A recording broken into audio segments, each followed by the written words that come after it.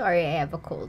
Hi everyone, welcome back to my channel. For today's video, we're going to be running through books that were misleading. Now, before you think I'm going to be wearing my negative Nancy hat today, think again. Some of the books on this list actually ended up being pleasant surprises and were totally worth the read. Let's get to it. The first book that I want to talk about is The Consultant by Im Sung-sun. The reason why this book is first on this list is because A, I recently just finished it, and B, is the reason why I wanted to make this list in the first place. Now, you weirdly can't review the book right now on Goodreads because it doesn't fit their criteria or something like that, so I'm just gonna quickly share my thoughts. The book is being narrated by an assassin who works for the company, a mysterious organization of sorts. Now, we don't really explore anything about the company or what they do or why they even hired like the assassin to restructure things, because apparently that's not the whole point of the book. And see, that's the problem. This book was marketed as appealing for fans of Severance and Dexter. But unless you're talking about just the basics, that comparison is a complete stretch. Now let me quickly just drill into that statement a bit. Maybe it's comparative to Dexter because the book is being told at the perspective of an assassin, and on the other hand, it's probably comparative to Severance because of the office setting, I guess. Oh, and by the way, Severance is an excellent show. A total 10 over 10 for me, so if you haven't watched it already, I believe that it's still available on Apple TV.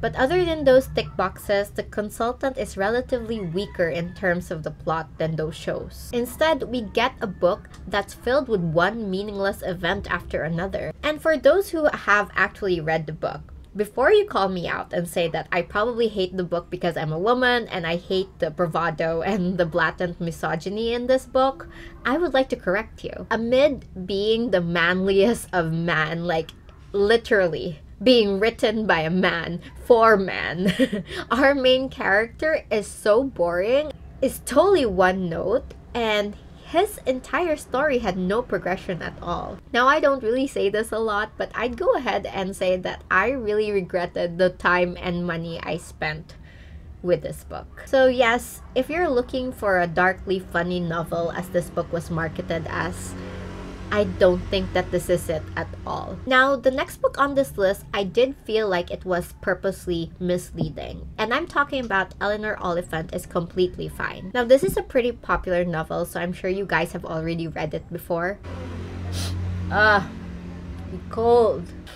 Now, I started reading this book and I really did expect the fun, deadpan humor that you usually get with British novels, and I did get that with this book. But despite being filled with jokes at the very start, it quickly becomes evident to the reader that there is really something darkly sinister that is going on in Eleanor's life. And like any good spiral, it does take a very dark and twisty turn towards the end. Overall, I didn't expect the book to be really sad and so filled with so many trigger warnings. So if you're expecting a really fun and quirky and comfy read, this might not be it. Please do your research before actually reading this book and take care of yourself because it does come with a lot of trigger warnings. Now let's talk about a book from an author that I really liked, Axio. Now I really liked Axio's XOXO because it kind of reminded me of the EXO song of the same title. I thought it was so cute and fun and really cozy and set in my favorite city in the world, and I'm totally looking forward to the spin-off as well. But as much as I love me some Axio, I really do feel like The Girl Who Fell Beneath the Sea was a very big miss for me.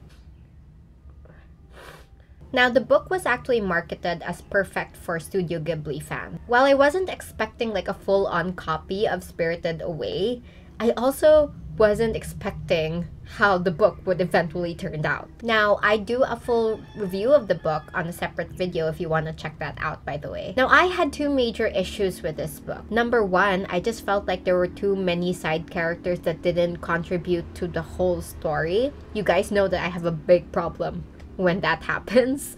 And number two, I just felt like the book had too much emphasis or emphasized too much on the romance. So these two factors eventually just ruined the whole vibe of the book for me. For one, you know, the many side characters didn't do anything to move the plot forward at all. If you're going to do a story with a wide cast of characters, you have to make the reader care about these characters, right? I mean, that's what Studio Ghibli is all about. We cared about everything. From the three spirits in Princess Mononoke, we loved Calcifer, and even like the cat bus.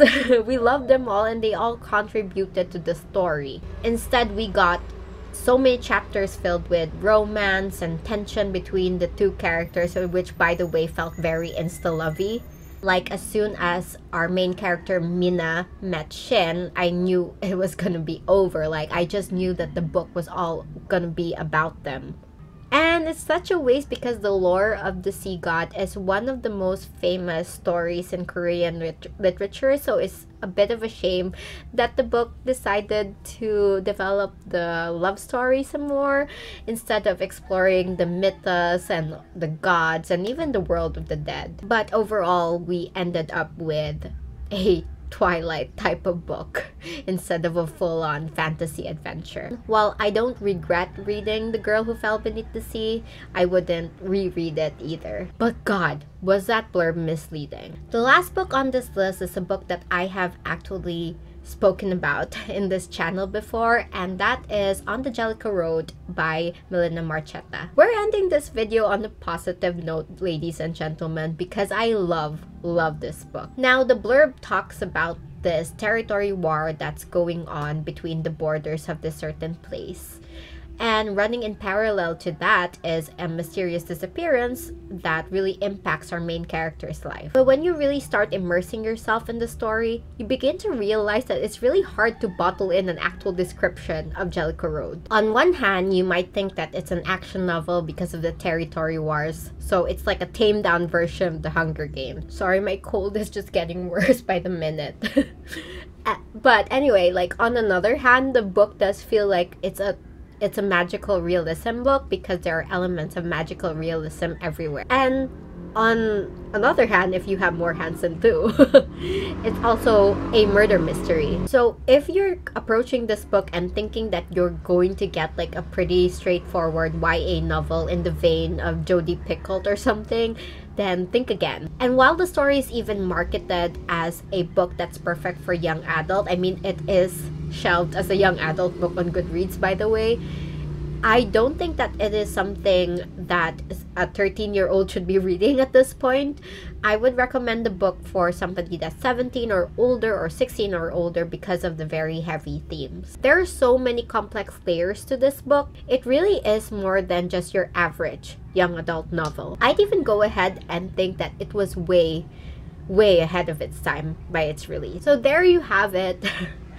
I'm very sorry if like this review or this list was all over the place. I really have such a bad cold right now. But if you made it this far, then I would like to thank you for watching. If you also have a book that you felt like you were misled by the blurb or by its marketing, please share it on the comments. And once again, thank you, and please enjoy your evening or morning. I'll see you on my next video while I go ahead and treat my cold. Bye everyone. Thank you.